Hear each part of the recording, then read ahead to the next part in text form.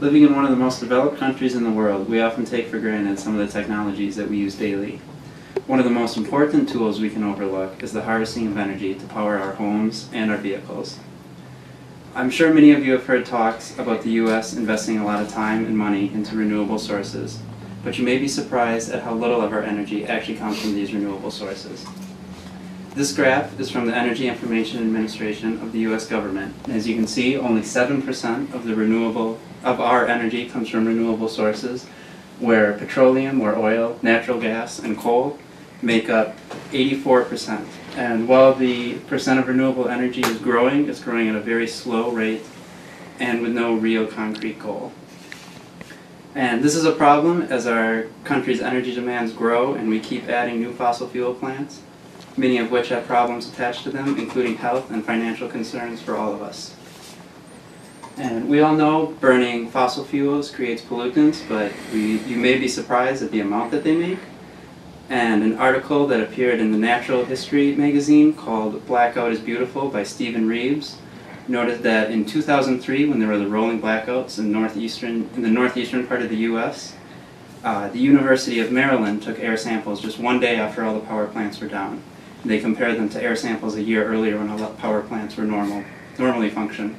And the air samples that were taken in 2003, when the plants were down, had 90% less sulfur dioxide, which is the main contributor of respiratory problems and acid rain. And acid rain is a pretty major problem in the Northeast, destroying lots of crops and damaging and killing quite a bit of wildlife, especially those found in the water. And another problem from fossil fuel plants is the CO2 emissions, or greenhouse gases, which contribute to global warming. And there's several problems with global warming, but briefly, two of them are the rise in sea levels, which displaces a lot of people who live right along the coast, millions of people all around the globe. And it also, here in the Midwest, is going to create it's going to create more precipitation, more concentrated precipitation. So our winters are going to be there's going to be a lot more snow and much more blizzards like 2 years ago, which wasn't really fun for anyone. And fossil fuels also have very unstable pricing, as we've all experienced over the last few years in our electric bills and gasoline for our vehicles. And as a whole, they're expected to rise more, but continue to be unstable as the demand is increasing, but they become more and more scarce. And because of these problems, we should be using more renewable energy than we currently are, and making clear-cut goals for the future.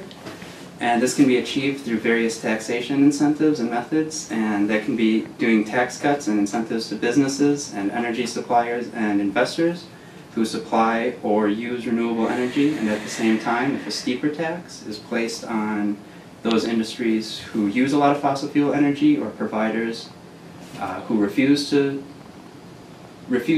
provide renewable sources, then we can promote the expansion of renewable sources a lot better than we have been. And renewable energy has very, very little pollutants, if none at all. And it has no air pollutants, definitely no CO2 or sulfur dioxide, CO2 being the main greenhouse gas contributor. And the best part, of course, is that the fuel is unlimited and naturally occurring, which leads to more consistent energy costs and ultimately cheaper energy once the renewable sources, those plants, are operational. And a country leading the way in renewable energy, for example, is Sweden. And according to the Swedish Commission on Oil Independence in 2006, Sweden has set goals to be oil-free by 2020.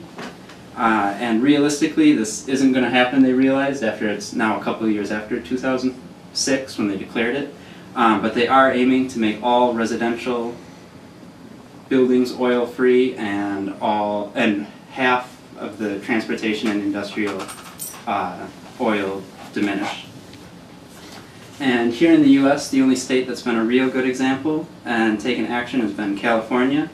And unlike Sweden, where they got it done through government taxation, like I talked about earlier, California's Energy Commission states that it's plain requiring and that it's law that energy suppliers need to provide at least a third of their energy through renewable resources by 2020, so just 11 years from now. And there are many different things as an individual that we can do, and one, although being a little cliche, is writing your political representative, whether on the state, local, or federal level, and just explaining to him or her that you'd like to see more renewable energy take place and that it's more important to you. And of course, the next time there's an election, to vote for those people who would support such decisions and taxation. And another is to see if your local energy provider carries any of the alternative energies.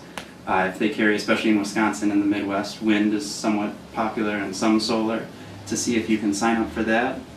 Or if they don't have it, ask them why not and tell them you'd like to see that. So to briefly summarize, fossil fuels have been and continue to be the main provider of energy for the U.S., but that ought to come to an end soon. With tax incentives and strong consumer and voter support, we can truly begin to expand our renewable energy and cut our fossil fuel use, which will improve our overall environment and stabilize our energy costs. So the next time you flick on a light switch, think about where that energy comes from.